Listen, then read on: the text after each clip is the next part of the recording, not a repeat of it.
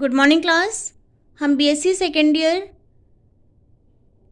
की inorganic chemistry का transition element पढ़ रहे थे, जिसमें हम ट्रांजिशन एलिमेंट की प्रॉपर्टी पढ़ रहे थे।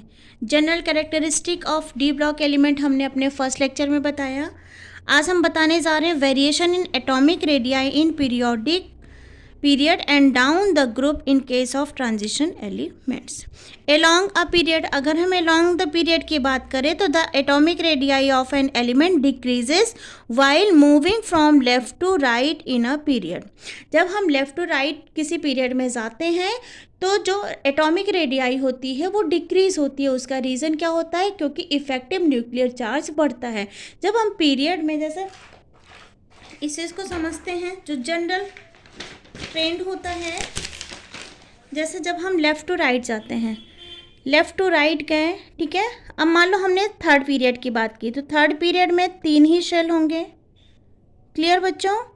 चाहे हम लेफ़्ट टू राइट जाएंगे, सब में 3 ही शेल मिलेंगे। यहाँ भी 3 ही शेल मिलेगा और यहाँ वाले में भी हमें 3 ही शेल मिलेगा। अब यहाँ पे स्कैंडियम देखो, यहाँ पे 21 इलेक्ट्रॉन है, इमेजिन करते हैं, ठीक है। और यहाँ पे हमारा आ जाता है 30 इलेक्ट्रॉन।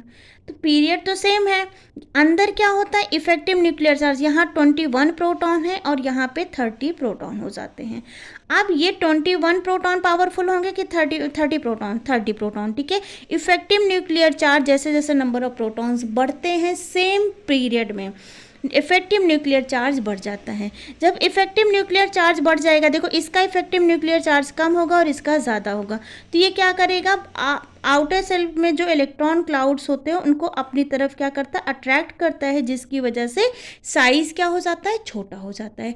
ये तो जनरल ट्रेंड है कि जब हम किसी भी पीरियड में लेफ़्ट टू राइट जाते हैं तो जो एटॉमिक साइज़ होता है या एटॉमिक रेडियाई होता है वो डिक्रीज़ होता है, ठीक है। लेकिन 3D सीरीज़ में ऐसा नहीं होता है। आइए जानते हैं क्या होता है, उसके पीछे लॉजिक क्या है। However, the decreases in very small within some range in the period. For example, in the first transition series, the decreases in atomic radius is very small from chromium to nickel. देखो बेटा, बात ऐसी है कि अगर हम यहाँ पे स्कैंडियम दिख रहा है आपको, scandium, titanium, vanadium, chromium, manganese, iron, cobalt, copper, nickel और जिंक लिखें, ठीक है। तो देखो लेफ़्ट टू राइट जाने पे, जब हम लेफ़्ट टू राइट जाते हैं तो जो साइज़ होता है वो क्या होता है? जनरली साइज़ हमारा क्या हो जाता है? डिक्रीज़ होता है, ठीक है। साइज़ डिक्रीज़ होता है।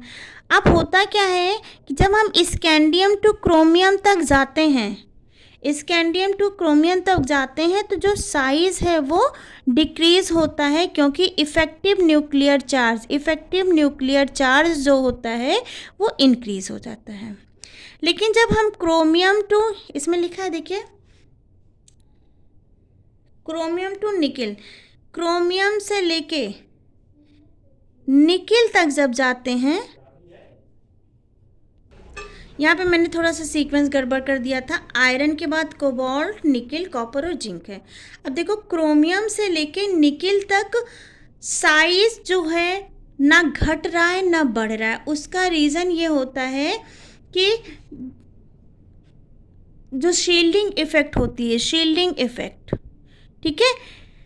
यहाँ पे जैसे जैसे डी में इलेक्ट्रॉन फिल होना शुरू होते हैं, जैसे यहाँ पे डी में 1 इलेक्ट्रॉन थे, यहाँ पे 2 थे, यहाँ पे 3 था, यहाँ पे 4 था, ठीक है। अब यहाँ पे 5, फिर 6, अब क्या है? धीरे धीरे डी में इलेक्ट्रॉन फिल होना शुरू हो रहे हैं।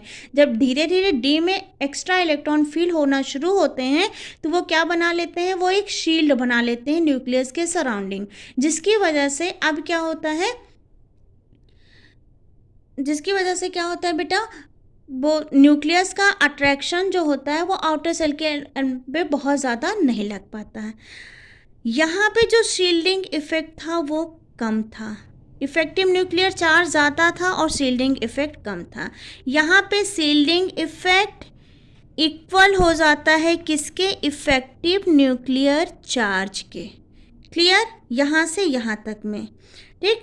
लेकिन अब यहाँ पे कॉपर और जिंक की बात करें, क्योंकि totally D orbital fully field भर चुके होते हैं, तो यहाँ पे अब जो आपका सील्डिंग इफेक्ट होता है वो ज़्यादा हो जाता है compare to effective nuclear charge.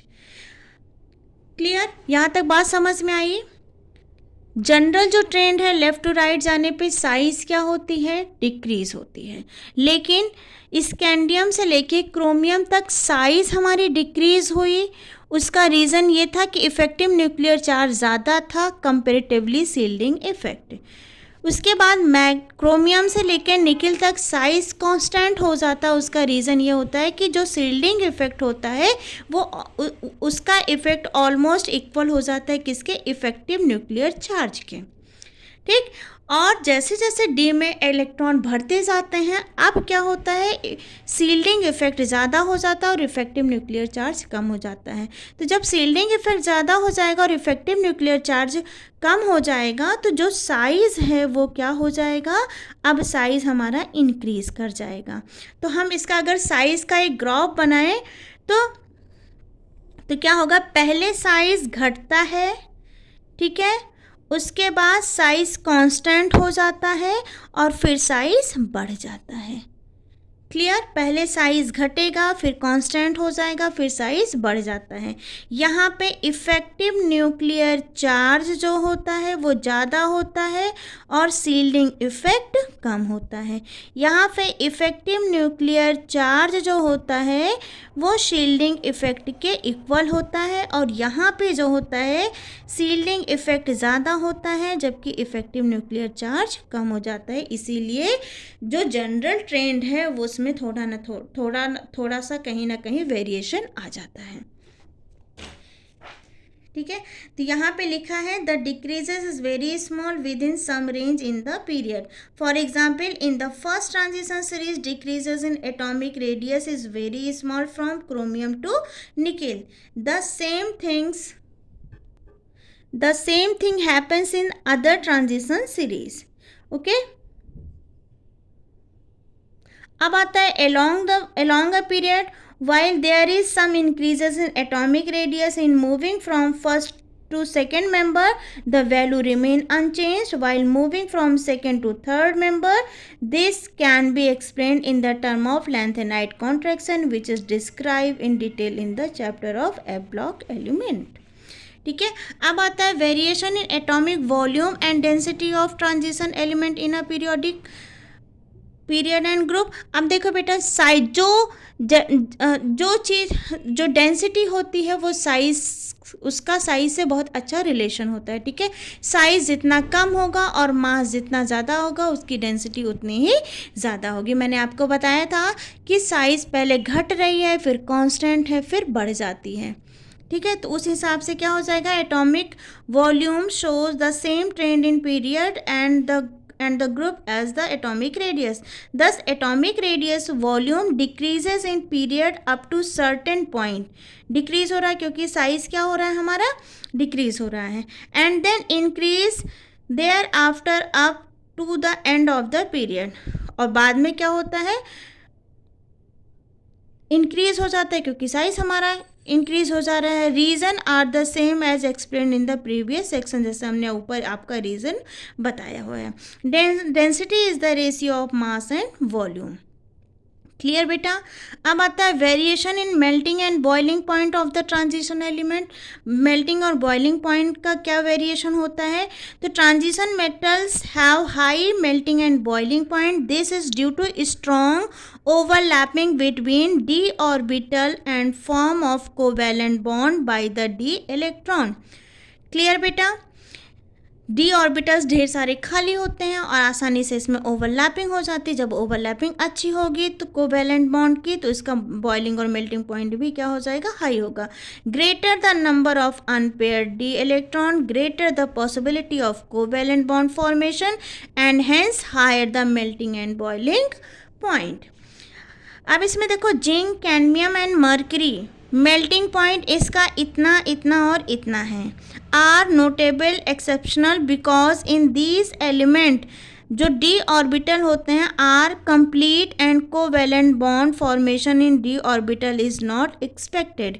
ये इनका जो डी ऑर्बिटल होता है जिंक, कैडमियम और मर्करी का, ये फुल्ली फील्ड कंप्लीट होता है। अगर फुल्ली फील्ड कंप्लीट है तो ओवरलैपिंग पॉसिबल नहीं होगी, और ओवरलैपिंग पॉसिबल नहीं होगी तो कोवेलेंट बॉन्ड का फॉर्मेशन नहीं होगा, और कंपेरेटिवली इनका मेल्टिंग पॉइंट जो होता है वो कम होगा।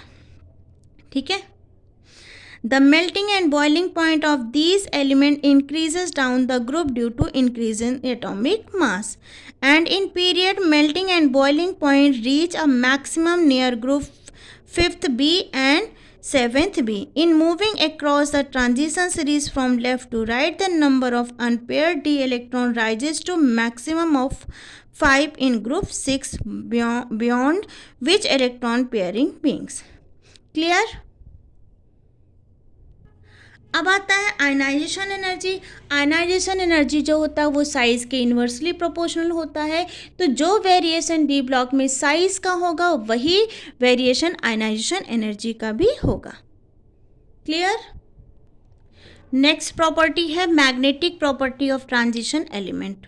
देखो बेटा, ट्रांजिशन एलिमेंट में की मैग्नेटिक प्रॉपर्टी अभी मैंने आपको बताया, अनपेयर्ड इलेक्ट्रॉन है तो पैरामैग्नेटिक, पेयर्ड इलेक्ट्रॉन है तो डायामैग्नेटिक। तो transition elements and their compounds have been classified into following 3 categories on the basis of their behaviour in magnetic field. ठीक है। Paramagnetic substance are those which are weakly attract by the magnetic field and this property is associated with the unpaired electron in an atom or a compound. Diamagnetic are those which are slightly repelled by the magnetic field and this property is associated with the paired electron in an atom or a compound. Paramagnetic और diamagnetic अभी आपको मैंने बताया था, आप समझ रहे होंगे। पेयर्ड है तो डायामैग्नेटिक, अनपेयर्ड है तो paramagnetic. Ferromagnetic substance are those which are strongly attract in magnetic field. They are more paramagnetic in character and this property is associated with the substance which retain their magnetism even after the removal of magnetic field. Due to this property, ferromagnetic substance differ from paramagnetic substance which lose their paramagnetism after removing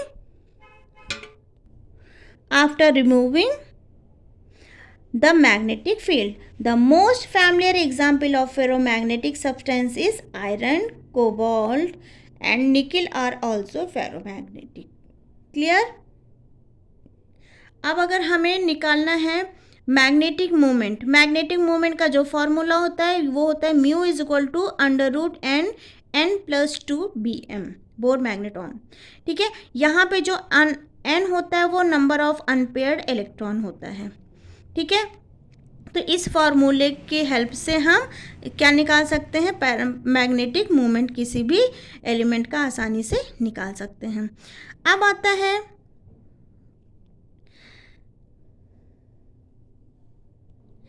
यहाँ पे जो आपको ये magnetic moment निकालना है, इसका मैं कुछ होमवर्क दे रही हूँ, इसको आप निकाल के रखे रहिएगा, बाकी मैं कल के लेक्चर में आपको एक्सप्लेन करूँगी।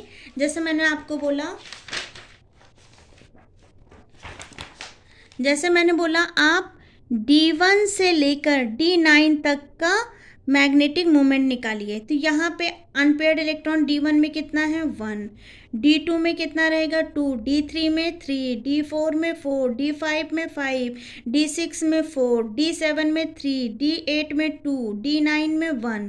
ठीक है। तो ऐसे ही ये सारी किसकी वैल्यू आ जाएंगी, n की वैल्यू आएगी यहाँ पे 1, इसके लिए n की वैल्यू क्या हो जाएगी 2, इसके लिए n की वैल्यू क्या हो जाएगी 3। ठीक है। तो ये जो n की वैल्यू निकल के आएगी वो हम इस फॉर्मूले में रख के इसका मैग्नेटिक मोमेंट आसानी से निकाल सकते हैं। तो ये सब आप निकाल के रखे रहिएगा, मैं अपने नेक्स्ट लेक्चर में इसको 1 by 1 एक्सप्लेन करूँगी। आई होप आपको समझ में आया होगा। Thank you.